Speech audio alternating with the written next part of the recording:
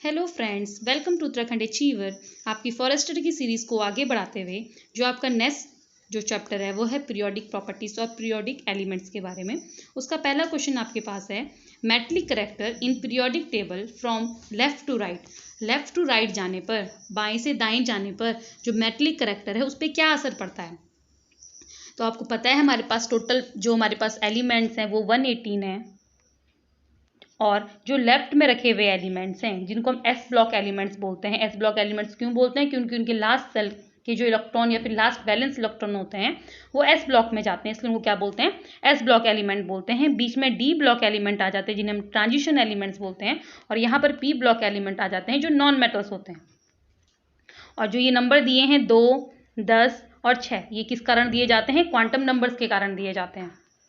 अब हमारे पास total elements 118 हैं, जिसमें से जो हमारे पास 22 एलिमेंट हैं वो 22 एलिमेंट क्या है? हमारे पास नॉन मेटल्स हैं।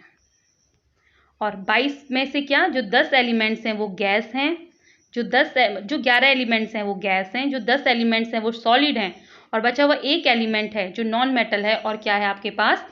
लिक्विड स्टेट में पाया जाता है, वो है ब्रोमीन। तो ये बिल्कुल ध्यान रखना, जो ब्रोमीन है आपके पास वो क्या है? लिक्विड नॉन मेटल है। इतना में ध्यान हो गया। अब इसने क्या बोला है? Metallic character. तो मेटलिक करेक्टर किस चीज़ पे डिपेंड करता है? जब आप left to right, metallic character specially depend करता है आपके जिसके पास फ्री इलेक्ट्रॉन्स प्रेजेंट होंगे। फ्री इलेक्ट्रॉन्स मतलब कोई भी एलिमेंट है, अगर उसके बाहर के सेल्स के इलेक्ट्रॉन क्या है? फ्री हैं, और उसका साइज बड़ा है, तो उसका मेटलिक करेक्टर भी क्या होता है? उतना अच्छा होता है। जैसे अगर आप डाउन टू ग्रुप जाओगे तो उसका मेटलिक करेक्टर क्या होता है? इंक्रीज होता है। इंक्रीज क्यों होता है? क्योंकि उसके पास क्या प्रेजेंट होते हैं? फ्री इलेक्ट्रॉन्स प्रेजेंट होते हैं, जो क्या कर सकते हैं? बॉन्ड बना सकते हैं। वहीं अगर आप यहाँ जाओगे, मतलब लेफ्ट टू राइट जाओगे, तो वहाँ पे क्या होता है? मेटलिक करेक्टर डिक्रीज होता है। क्या होता है?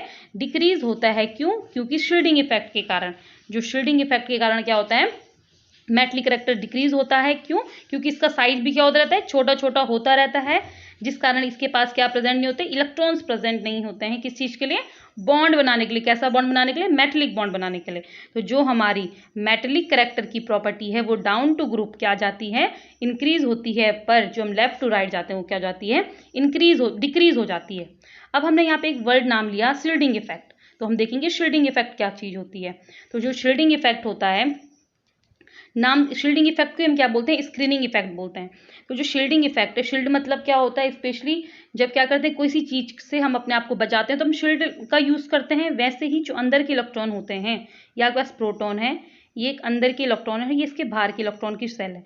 तो ये जो अंदर के इलेक्ट्रॉन होते हैं ये क्या करते हैं? जो बाहर के इलेक्ट्रॉन होते हैं उन पे क्या करते हैं? रिपल्सन फोर्स लगाते हैं। और ये क्या करते हैं? जो अंदर का इसका जो चार्ज है, प्रोटॉन का चार्ज है, जो ये बाहर के इलेक्ट्रॉन पे उसका चार्ज ना जा सके, इसलिए क्या करते हैं?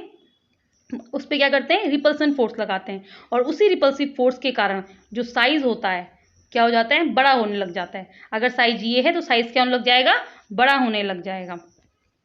इसी को क्या कहते हैं? शील्डिंग इफेक्ट कहते हैं, कि जो प्रोटॉन का चार्ज है लास्ट इलेक्ट्रॉन पे क्या नहीं पहुंच पाता है? पूरा नहीं पहुंच पाता है। इसीलिए क्या होते हैं? जो लास्ट सेल के इलेक्ट्रॉन्स होते हैं वो जल्दी क्या हो जाएंगे? इजीली बाहर आ जाएंगे, तो उनकी मेटलिक करेक्टर भी क्या हो जाएगी? बहुत अच्छी हो जाएगी।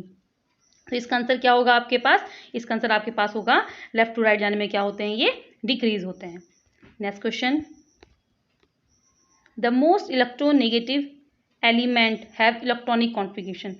इलेक्ट्रॉनिक कॉन्फ़िगरेशन के बारे में बताने वाले जो साइंटिस्ट थे उनका नाम था एबॉव। एबॉव ने क्या कहा था? बिल्डिंग ब्लॉक्स मतलब जो सबसे छोटा एनर्जी लेवल होगा सबसे पहले भरे जाएंगे, फिर उसके बाद हम उसको इंक्रीजिंग ऑर्डर में भरते जाएंगे। अब इलेक्ट्रॉनिक कॉन्फ़िगरेशन में सबसे ज़्यादा हमको ये देखना है सबसे पहले कि सबसे ज़्यादा इलेक्ट्रोनेगेटिव कौन सा एलिमेंट होता है।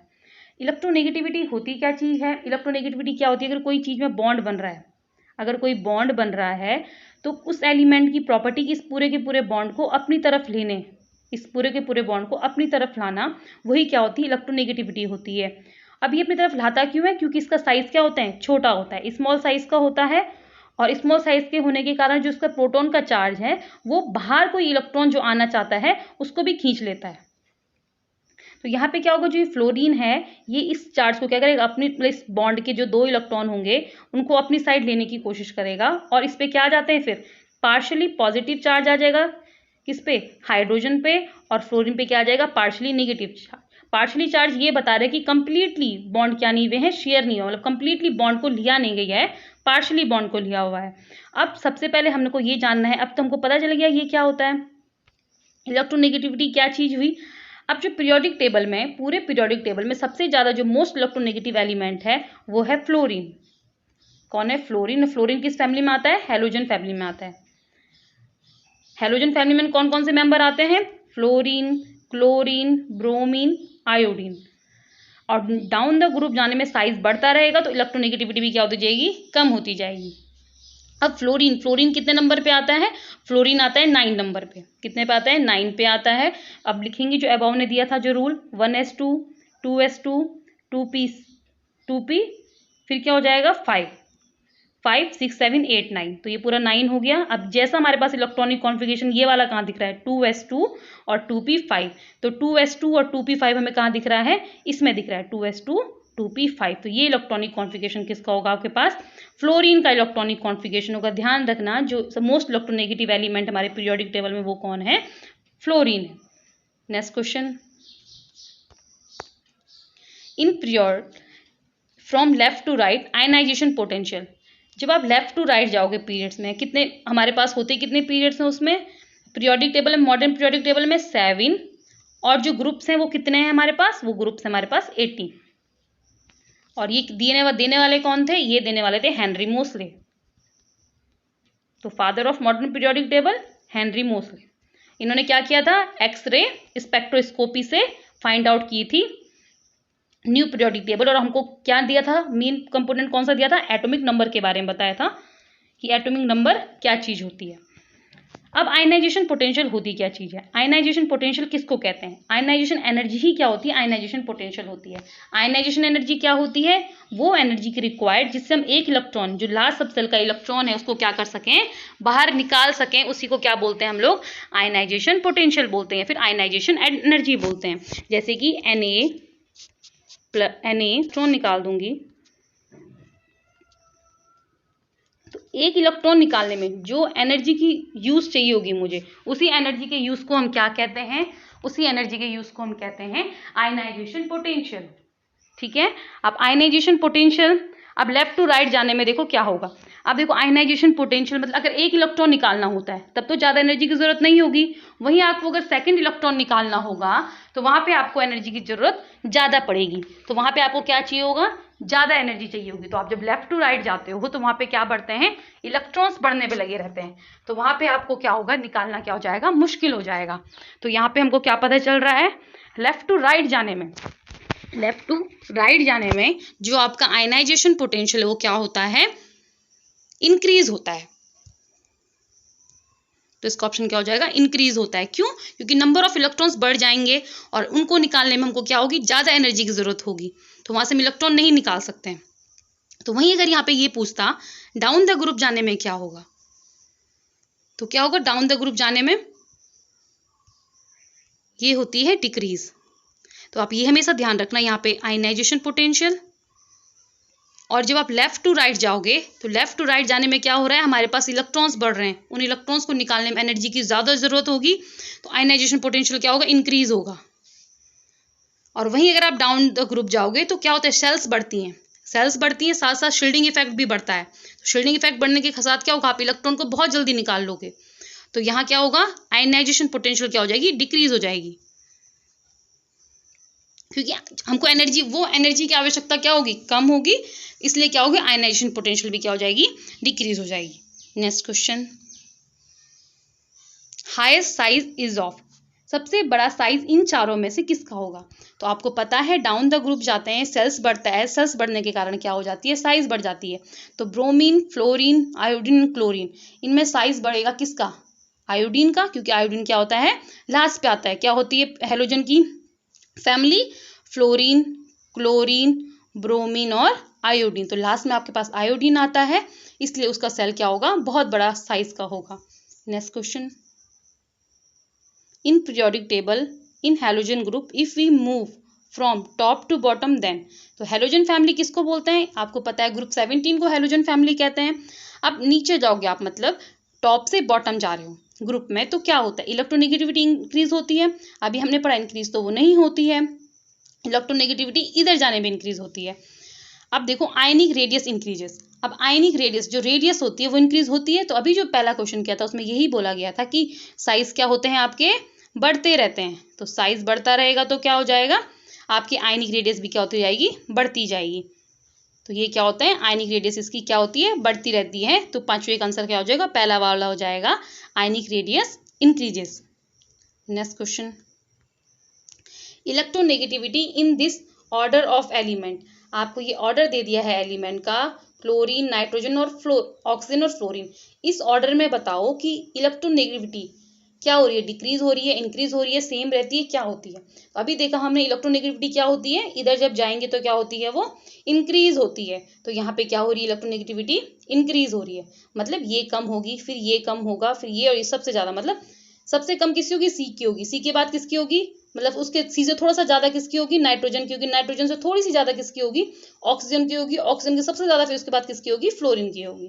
तो सबसे ज्यादा इलेक्ट्रोनेगेटिव एलिमेंट कौन है हमारे पास, सबसे ज्यादा इलेक्ट्रोनेगेटिव एलिमेंट है हमारे पास फ्लोरीन। नेक्स्ट क्वेश्चन, मतलब इसका आंसर क्या हो जाएगा आपके पास, ये क्या हो रही है, इंक्रीज। मॉलिक्यूल पैरामैग्नेटिक, इनमें से कौन सा मॉलिक्यूल पैरामैग्नेटिक है, SO2, CO2, NO2, H2O। तो आपको ये ट्रिक ध्यान रखनी है, अगर कहीं पे भी क्या होगा, ऑड नंबर ऑफ इलेक्ट्रॉन आ रहे होंगे, क्या आ रहे होंगे, ऑड नंबर ऑफ इलेक्ट्रॉन्स आ रहे होंगे, तो वो क्या होता है, वो होता है पैरामैग्नेटिक। और कहीं पे अगर क्या आ रहे होंगे, इवन नंबर ऑफ इलेक्ट्रॉन आ रहे होंगे, तो वो होता है डाईमैग्नेटिक। वो क्या होता है, डाईमैग्नेटिक होता है। अगर कहीं पे इवन नंबर ऑफ इलेक्ट्रॉन आ रहे होंगे तो डाईमैग्नेटिक है, और नंबर ऑफ इलेक्ट्रॉन आ रहे होंगे तो पैरामैग्नेटिक है। अब आपको डाई में भी थोड़ा सा ध्यान रखना, एक्सेप्शन, अगर कहीं पे 16 और 10 एलिमेंट आ रहे हैं, 16 और 10 कोई इलेक्ट्रॉन्स प्रेजेंट है अगर उस एलिमेंट में, तो ये दोनों भी क्या होते हैं आपके पास, पैरामैग्नेटिक होते हैं। नॉर्मली एक और चीज से हम ध्यान रखेंगे, जहां पे जब आप इलेक्ट्रॉन भर रहे हो, अगर वो क्या होंगे, हाफ फिल्ड होंगे, तो मतलब वो पैरामैग्नेटिक है, और अगर वो फुल फिल्ड होंगे तो वो क्या है, डाईमैग्नेटिक है। आप देखते हैं जो हमारे पास क्वेश्चन दे रखा है उसमें कौन सा पैरामैग्नेटिक, कौन सा डाईमैग्नेटिक है। SO2 में कितने एलिमेंट इलेक्ट्रॉन्स आएंगे, 16 आपके पास सल्फर के हो जाएंगे, और 8 और 8 16 किसके हो जाएंगे आपके पास, ऑक्सीजन के हो जाएंगे। वहीं CO2 में देखो, CO2 में क्या होता है, 6 इलेक्ट्रॉन सी के हो जाएंगे, और 16 किसके हो जाएंगे आपके पास, ऑक्सीजन के हो जाएंगे। NO2 में 7 किसके हो जाएंगे आपके पास, 7 हो जाएंगे इलेक्ट्रॉन नाइट्रोजन के, और 16 हो जाएंगे आपके पास ऑक्सीजन के। हाइड्रोजन के 2 और 16।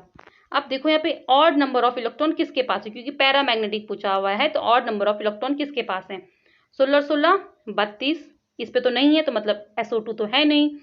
16 और 6 22, इस पे भी नहीं है, क्योंकि 22 क्या हो गए हमारे पास, इवन नंबर ऑफ इलेक्ट्रॉन्स हो गए हैं। यहीं पे देखो आप 7 और 16 और 7 कितना होता है, 16 और 7 क्या हो गए, 23।